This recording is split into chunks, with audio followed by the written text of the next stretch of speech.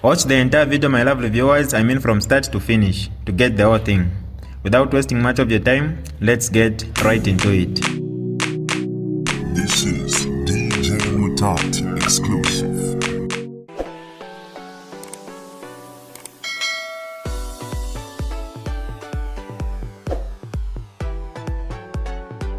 Hi lovely viewers, it's me again, your one and only Mutati Mpundu. Welcome to my YouTube channel. If this is your first time on my channel, kindly subscribe to my YouTube channel by hitting the subscribe button down below. Turn the bell icon to join the notification squad. Don't forget to like, share, and leave a comment. Tell me what you think about this video in the comment section below. I'll be super glad to hear from you lovely viewers. It is now 16 days since the demise of 6th Republican President Edgar Lungu in South Africa. An amicable solution is yet to be reached on his final resting place. In the spirit of finding a solution to the ongoing impasse between the Zambian government and the Lungu family, President Cyril Ramaphosa has sent a delegation to meet President Hakainde Hichilema. The delegation was led by South Africa's Minister of Foreign Affairs and International Cooperation, Ronald Lamola. We were also here to further engage on how to find a solution to the ongoing impasse or challenge with the Lungu family and the Zambian government. And we continue to send back the message to President of South Africa in an endeavor to find an amicable solution on this matter. It remains our considered view that former President Lungu should be laid to rest in his own country of birth. He also conveyed his country's message of condolence on behalf of President Ramaphosa and the people of South Africa. On behalf of the people of South Africa, a message of condolences on the passing of the former President of Zambia, Dr. Lungu, who passed on in South Africa, and also to convey our message of solidarity to the people of Zambia, due to the fact that we've got very good historical relations with Zambia and its people. And President Hakainde Hichilema expressed satisfaction with the meeting. Very delighted that President Ramaphosa has sent the minister and his delegation to allow us to have a conversation, a decent one for that matter, in resolving the challenge that we are faced with. The country is aware of the challenge. We don't have to reiterate that. Our wish has been very clear that we would like the mortal remains of President Lungu, our 6th president, to be buried in his home country, Zambia, and not in any other country.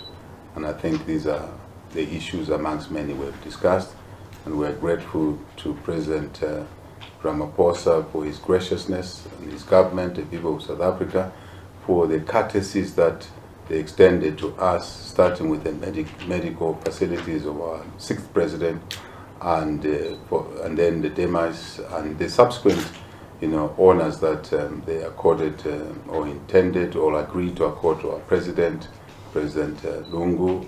On the Wednesday, we are supposed to repatriate the body. And we also have apologized to the President and the people of South Africa for the inability to execute that mission.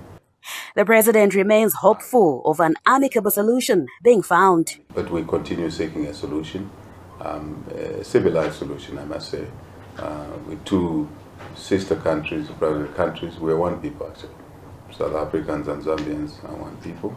We have different laws that apply in our countries, South Africa and Zambia, but we want to see if we can bridge those issues. And I'm very happy with the meeting we've had, and cordial, quite illustrative, hearing each other out. And I must say also, Minister, I was grateful that you visited the funeral house in South Africa. I think that's the way it should be, funeral house of our late President. Joy Nyambe, ZNBC News, Lusaka. The family of the late former Zambian President Edgar Lungu has announced that Lungu will be buried in South Africa. This after a feud between the family and the Zambian government not reaching an agreement on how to send off the former leader. Lungu died in South Africa while receiving a specialized medical treatment. And for more on this, we are now joined by SABC News international editor Sophie Mokoena, and she joins us now via our telephone line.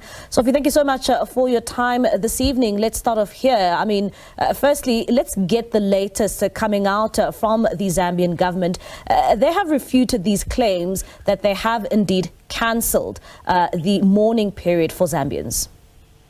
Yes, it's a bit confusing because when President Hakainde Hichilema spoke this week, he indicated that they've called off the mourning period because when you look at what's prescribed in terms of protocols in Zambia, the mourning period for former presidents is 7 days, and 7 days had lapsed, and he did extend that time. But now, in this statement, they are clarifying that, but they are not outright explaining whether the mourning period is continuing or is it just a clarity in terms of the process that unfolded. It would have been better if promised the Zambian government spokesperson had agreed to come on air to really clarify this statement, because it's quite confusing. Many people called me, some sending me messages to say, we see what you posted on X, but this is not so clear in terms of whether the mourning period, does it continue, or is this clarification of what transpired? And therefore, it would have been better if, as promised, they had agreed to speak to SABC, to speak to you, to clarify that statement they issued, which is a bit confusing. Yes, it was extended, but during the week, there was information on video,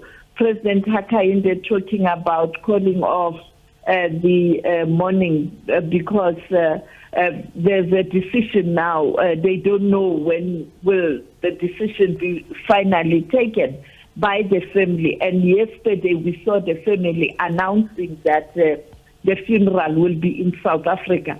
What is also puzzling from the family side is that they haven't announced the date yet of the funeral, and therefore it's quite confusing.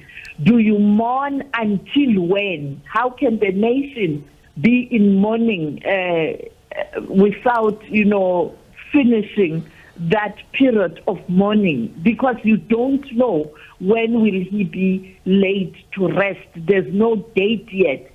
So you see that kind of a confusion, but also not a good communication between the two, so that the other side can proceed with whatever they want to proceed with, or make changes to alter the announcements. And therefore, that has really caused a massive confusion to many people. And truth be told, both sides. You can't say the Zambian government is wrong. The family also is wrong because, for example, they are not communicating in full. It's like somebody is now playing football with a corpse. That's what's happening right now. With the body of a former president, people are now fighting back and forth, arguing, changing views. Everyone exercising her power or his power based on the position the person is occupying. I'm a family, I have a final say. No, as government, this is how we are doing things, and then it contradicts the family. So it's a very, very difficult situation.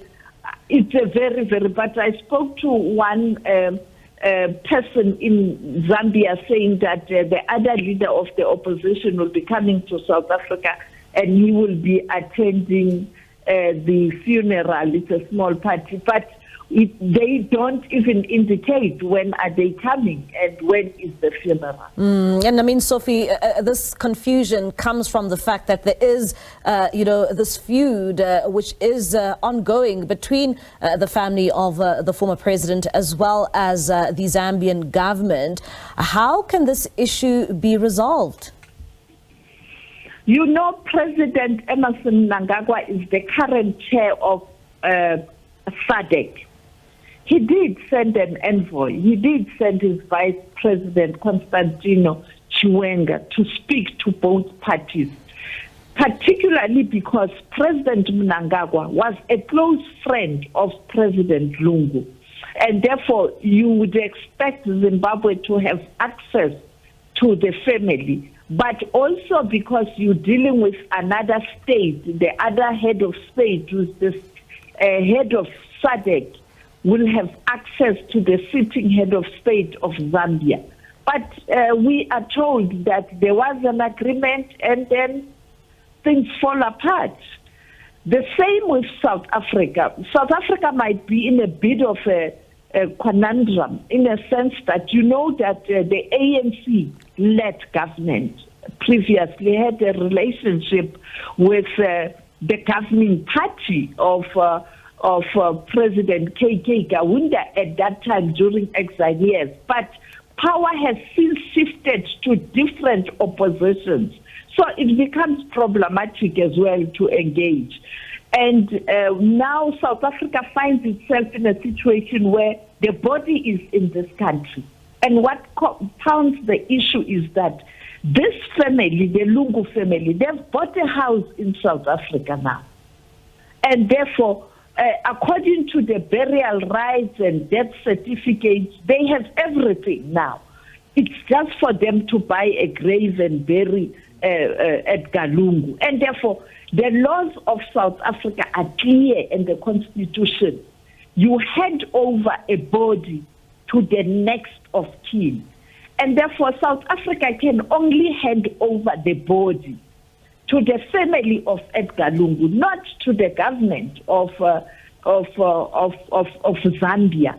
And therefore, South Africa finds itself in that situation. And I think that is why the country had to agree, because even people who reside in South Africa who have passed on, even though they are not citizens of the country, there are people who have been buried here, but most of the time it's ordinary people or people who are in exile or refugees and all of that.